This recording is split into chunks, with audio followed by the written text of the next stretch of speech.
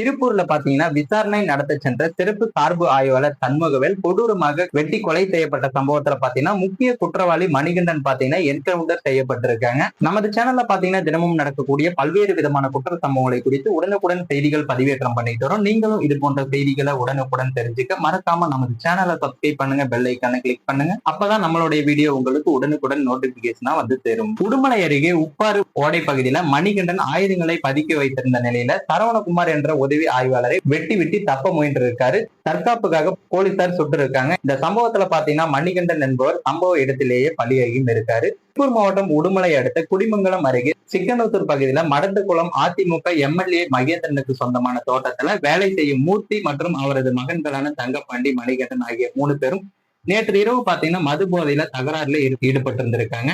இந்த நிலையில பாத்தீங்கன்னா தங்கப்பாண்டி தனது தந்தை மூர்த்தியை கடுமையாக தாக்கியும் இருக்காரு. இந்த சம்பவம் பாத்தீங்கன்னா அந்த பகுதியில ரோந்து பணிக்காக சென்றிருந்த காவலருக்கு தெரிவிக்கப்பட்டிருக்காங்க. உடனடியாக பாத்தீங்கன்னா அவரும் சம்பவ இடத்திற்கு சென்றிருக்காரு.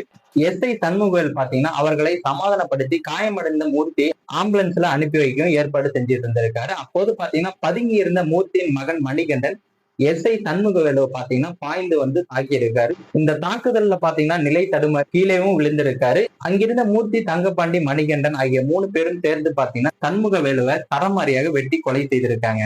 சண்முகவேலுவுடன் சென்ற போலீஸ் டிரைவர் தப்பி சென்று காவல்துறைக்கு தகவலும் கொடுத்திருக்காரு. போலீசார் வந்து சண்முகவேலு உடலை மீட்டு பிரேத பரிசோதனைக்காகவும் அனுப்பி வச்சிருக்காங்க. இந்த நிலையில பாத்தீங்கன்னா உயிரிழந்த சப் இன்ஸ்பெக்டர் சண்முகவேல் உடல் திருப்பூர் மாவட்டம் அரசு மருத்துவக் கல்லூரி மருத்துவமனையில பிரேத பரிசோதனைக்காகவும் கொண்டு செல்லப்பட்டிருக்காங்க.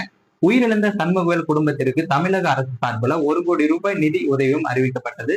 உடுமலை மின்மயானத்துக்கு எஸ்ஐ சண்முகவேலுவின் உடல் எடுத்தும் செல்லப்பட்டிருக்காங்க. அங்கு வைத்து முழு அரசு மரியாதையும் அவருக்கு அளிக்கப்பட்டிருக்காங்க. 3 சுற்றுகளாக 30 குண்டுகள் முழங்க மரியாதையும் செலுத்தப்பட்டிருக்கு. தொடர்ந்து மின்மயானத்தில் அவரது உடல் தகனம் செய்யப்பட்டிருக்கு. இந்த நிலையில இந்த சம்பவத்தில் ஈடுபட்ட 3 பேரும் காவல் அதிகாரியை கொலை செய்த மூர்த்தி, தங்கப்பாண்டியன் என இருவரும் இன்று புதன்கிழமை காவல்துறையினரால் கைதும் செய்யப்பட்டாங்க. மணிகண்டன் தொடர்ந்து தலைமறைவாக இருந்து வந்த நிலையில நேற்று இரவு உடுமலை அருகே உப்பாறு ஓடை பகுதியில் வைத்து போலீசாரால் கைதும் செய்யப்பட்டிருக்காங்க. தொடர்ந்து மணிகண்டனை அழைத்து சென்ற போலீசார் அவர் கொலைக்கு பயன்படுத்திய ஆயுதங்கள் வைத்திருந்த இடத்திற்கு கூட்டியும் சென்றிருக்காங்க. ஆயுதங்களை காட்டுவது போல் புதர் பகுதிக்கு சென்ற மணிகண்டன் திடீரென அறிவாலை எடுத்து சரவணகுமார் என்ற உதவி ஆய்வாளரை வெட்டி விட்டு தப்பவும் முயன்றிருக்காரு.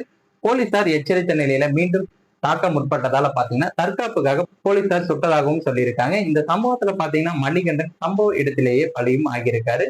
தொடர்ந்து மணிகண்டனின் உடல் உடுமலை அரசு மருத்துவமனைக்கு கொண்டு செல்லப்பட்டிருக்காங்க. காயமடைந்த உதவி ஆய்வாளர் சரவணகுமார் மருத்துவமனையில சிகிச்சை பெற்று வராரு.